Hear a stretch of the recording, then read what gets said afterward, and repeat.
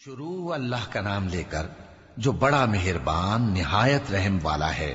اے نبی، ہم نے تم کو فتح دی، فتح بھی کھلی اور واضح، تاکہ اللہ تمہاری اگلی اور پچھلی کوتاہیاں بخش دے اور تم پر اپنی نعمت پوری کر دے اور تم کو سیدھے رستے چلاتا رہے، اور تاکہ اللہ تمہاری بھرپور مدد کرے۔ وہی تو ہے جس نے مومنوں کے دلوں پر تسکین نازل فرمائی تاکہ ان کے ایمان کے ساتھ اور ایمان بڑھے۔ اور آسمانوں اور زمین کے لشکر سب اللہ ہی کے ہیں، اور اللہ جاننے والا ہے، حکمت والا ہے۔ یہ اس لیے کہ وہ مومن مردوں اور مومن عورتوں کو بہشتوں میں جن کے نیچے نہریں بہ رہی ہیں داخل کرے، وہ اس میں ہمیشہ رہیں گے، اور تاکہ ان سے ان کے گناہوں کو دور کر دے، اور یہ اللہ کے نزدیک بڑی کامیابی ہے۔ اور اس لیے کہ منافق مردوں اور منافق عورتوں اور مشرک مردوں اور مشرک عورتوں کو جو اللہ کے بارے میں برے برے خیال رکھتے ہیں عذاب دے، انہی پر برے حادثے واقع ہوں، اور اللہ ان پر غصے ہوا اور ان پر لعنت کی اور ان کے لیے دوزخ تیار کی، اور وہ بری جگہ ہے۔ اور آسمانوں اور زمین کے لشکر اللہ ہی کے ہیں، اور اللہ غالب ہے، حکمت والا ہے۔ اے نبی، ہم نے تم کو احوال بتانے والا اور خوشخبری سنانے والا اور خبردار کرنے والا بنا کر بھیجا ہے، تاکہ مسلمانوں تم لوگ اللہ پر اور اس کے پیغمبر پر ایمان رکھو اور اس کی مدد کرو اور اس کی تعظیم کرو، اور صبح و شام اس کی تسبیح کرتے رہو۔ اے نبی، جو لوگ تم سے بیعت کرتے ہیں وہ در حقیقت اللہ سے بیعت کرتے ہیں، اللہ کا ہاتھ ان کے ہاتھوں پر ہے۔ پھر جو شخص عہد کو توڑے تو عہد توڑنے کا نقصان اسی کو ہے، اور جو اس بات کو جس کا اس نے اللہ سے عہد کیا ہے پورا کرے تو وہ اسے عنقریب اجر عظیم دے گا۔ اے نبی، جو گنوار پیچھے رہ گئے وہ تم سے کہیں گے کہ ہم کو ہمارے مال اور اہل و عیال نے روک رکھا تھا، سو آپ ہمارے لیے اللہ سے بخشش مانگیں۔ یہ لوگ اپنی زبان سے وہ بات کہتے ہیں جو ان کے دل میں نہیں ہے۔ کہہ دو کہ اگر اللہ تم لوگوں کو نقصان پہنچانا چاہے یا تمہیں فائدہ پہنچانے کا ارادہ فرمائے تو کون ہے جو اس کے سامنے تمہارے لیے کسی بات کا کچھ اختیار رکھے؟ کوئی نہیں، بلکہ جو کچھ تم کرتے ہو اللہ اس سے واقف ہے۔ بات یہ ہے کہ تم لوگ یہ سمجھ بیٹھے تھے کہ پیغمبر اور مومن اپنے اہل و عیال میں کبھی لوٹ کر آنے ہی کے نہیں، اور یہی بات تمہارے دلوں کو اچھی معلوم ہوئی اور اسی وجہ سے تم نے برے برے خیال کیے، اور آخر کار تم ہلاکت میں پڑ گئے۔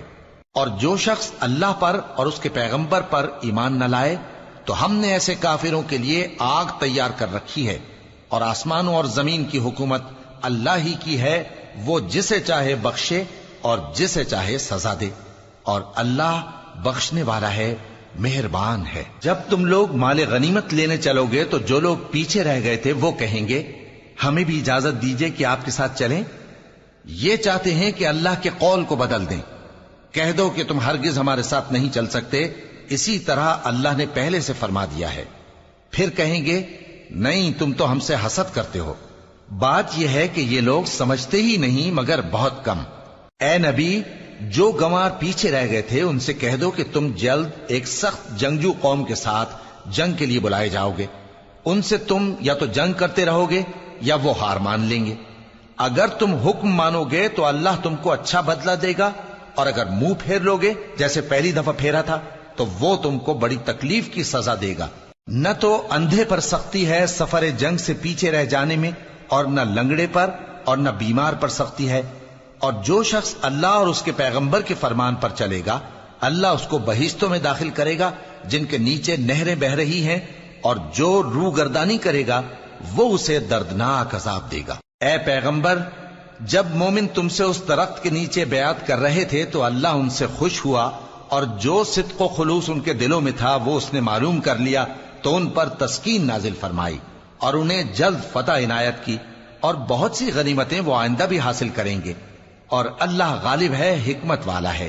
اللہ نے تم سے بہت سی غنیمتوں کا وعدہ فرمایا ہے کہ تم ان کو حاصل کرو گے، پھر اس نے یہ غنیمت تمہیں جلدی سے دلوا دی اور لوگوں کے ہاتھ تم سے روک دیے۔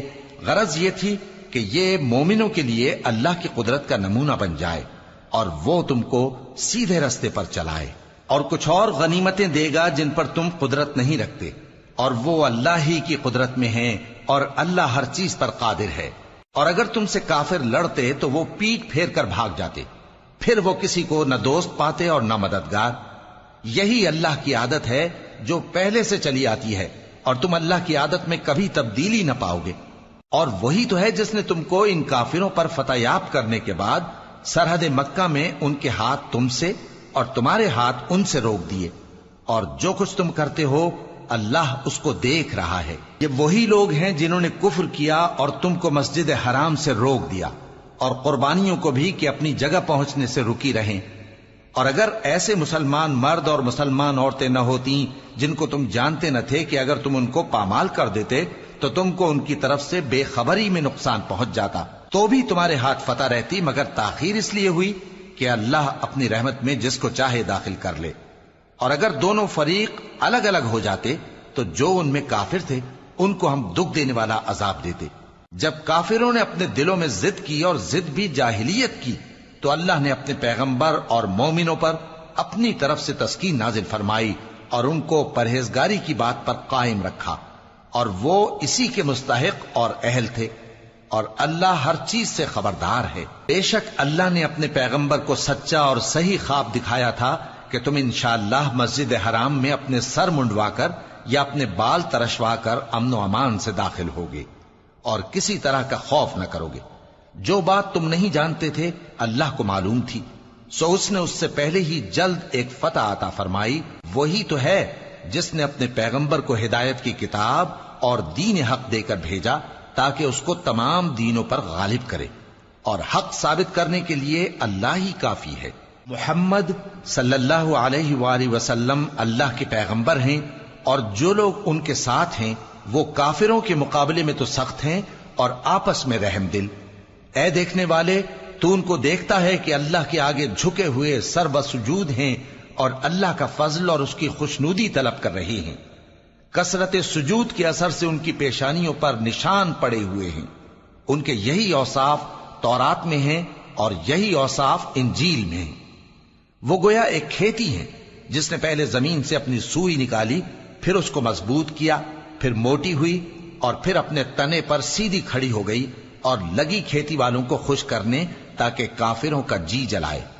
جو لوگ ان میں سے ایمان لائے اور نیک عمل کرتے رہے ان سے اللہ نے گناہوں کی بخشش اور اجر عظیم کا وعدہ کیا ہے۔